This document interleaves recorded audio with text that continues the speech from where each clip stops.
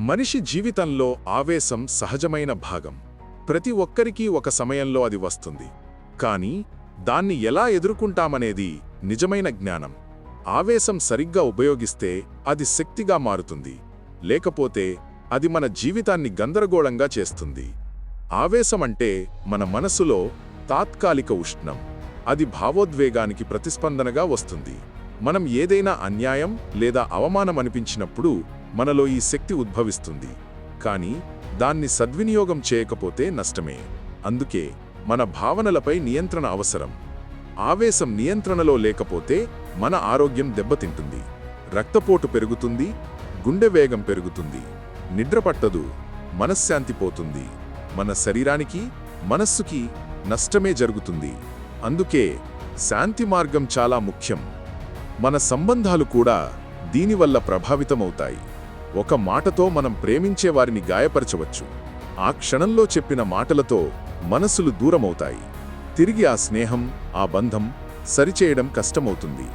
ఆలోచించి మాట్లాడే అలవాటు ఉండాలి. ఆవేశం వచ్చినప్పుడు మన ఆలోచన శక్తి తగ్గిపోతుంది.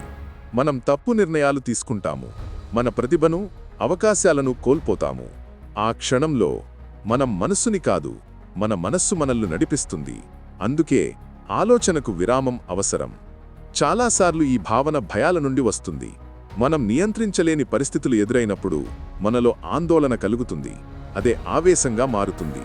కానీ మనం మారగలమని అర్థం చేసుకున్నప్పుడు శాంతి పుడుతుంది. అవగాహనే పరిష్కారం. ప్రతిసారి స్పందించే ముందు కొద్దిగా ఆగడం మంచిది. గాఢంగా ఊపిరి తీసుకోవడం మనస్సును చల్లబరుస్తుంది.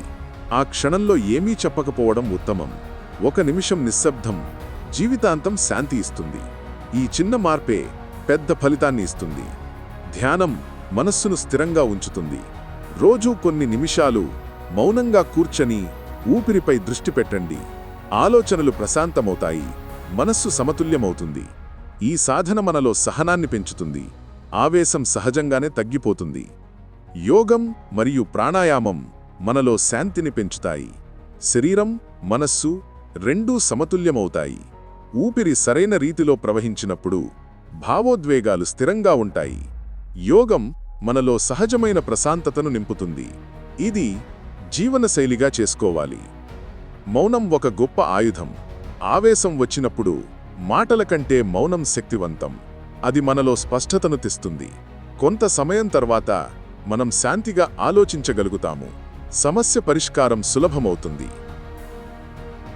ప్రేమ, కరుణ మనలో ఉన్నప్పుడు ఆవేశానికి స్థానం ఉండదు. ఇతరుల కోణంలో ఆలోచించడం నేర్చుకోండి. కరుణతో స్పందించినప్పుడు హృదయం మృదువవుతుంది, మనసు నిండుగా ఉంటుంది. ప్రేమే శాంతికి మూలం. అహంకారం మన భావోద్వేగాల ప్రధాన శత్రువు. మన మాట వినకపోవడం, మన అభిప్రాయాన్ని తిరస్కరించడం మనలో ఆవేశం కలిగిస్తుంది. కానీ అహంకారాన్ని వదిలేస్తే మనసు తేలికవుతుంది. నిజమైన శాంతి మనలో పుడుతుంది. క్షమించగలవాడు అత్యంత బలవంతుడు. క్షమించడం ద్వారా మన మనసు శుద్ధి అవుతుంది. అది మనలో దయ, ప్రేమ, సమతుల్యాన్ని నింపుతుంది. క్షమించడం అంటే మరచిపోవటం కాదు, మనసును విముక్తం చేయడం. ఇదే నిజమైన శాంతి. ఎవరితోనైనా వాదన జరగబోతే ముందే ఆగండి. మాట్లాడకముందు గాఢంగా ఊపిరి తీసుకోండి. మీరు చెప్పబోయే మాట అవసరమా అని ఆలోచించండి. అవసరం లేకపోతే మౌనం మేలైనది. ఈ అలవాటు జీవితాన్ని ప్రశాంతంగా ఉంచుతుంది. శరీర కదలికలు భావోద్వేగాలను మార్చగలవు. నడవండి, నీళ్లు తాగండి, లేదా స్నేహితునితో నవ్వండి. ఆ క్షణంలో ఉన్న ఆవేశం చల్లబడుతుంది. మనసు మళ్లీ చైతన్యంతో నిండిపోతుంది. చిన్న విరామం కూడా పెద్ద మార్పు తెస్తుంది. సానుకూల ఆలోచనలు మనలో సమతుల్యాన్ని పెంచుతాయి.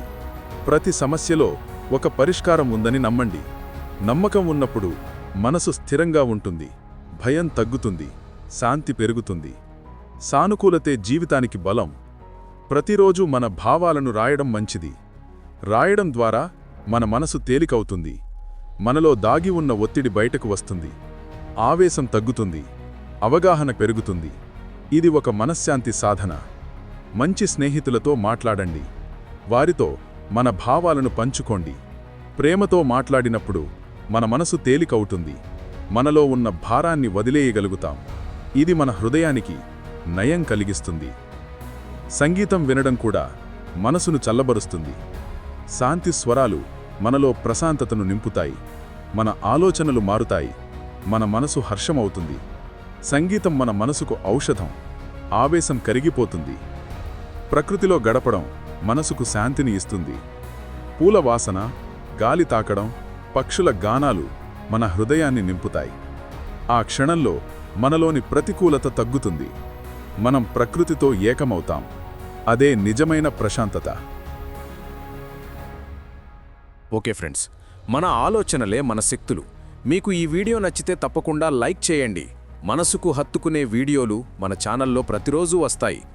మన వీడియోలు మిస్ అవ్వకుండా ఉండాలి అంటే వెంటనే సబ్స్క్రైబ్ బటన్పై క్లిక్ చేసి పక్కనే ఉన్న బెల్ ఐకాన్ ప్రెస్ చేయండి. వీడియో పెట్టగానే మీకు నోటిఫికేషన్ వస్తుంది. ఈ వీడియోని మీ ఫ్రెండ్స్ అండ్ ఫ్యామిలీ మెంబర్స్కి షేర్ చేయండి. ఓకే ఫ్రెండ్స్, ఇంకో వీడియోతో మళ్ళీ కలుద్దాం. జై హింద్.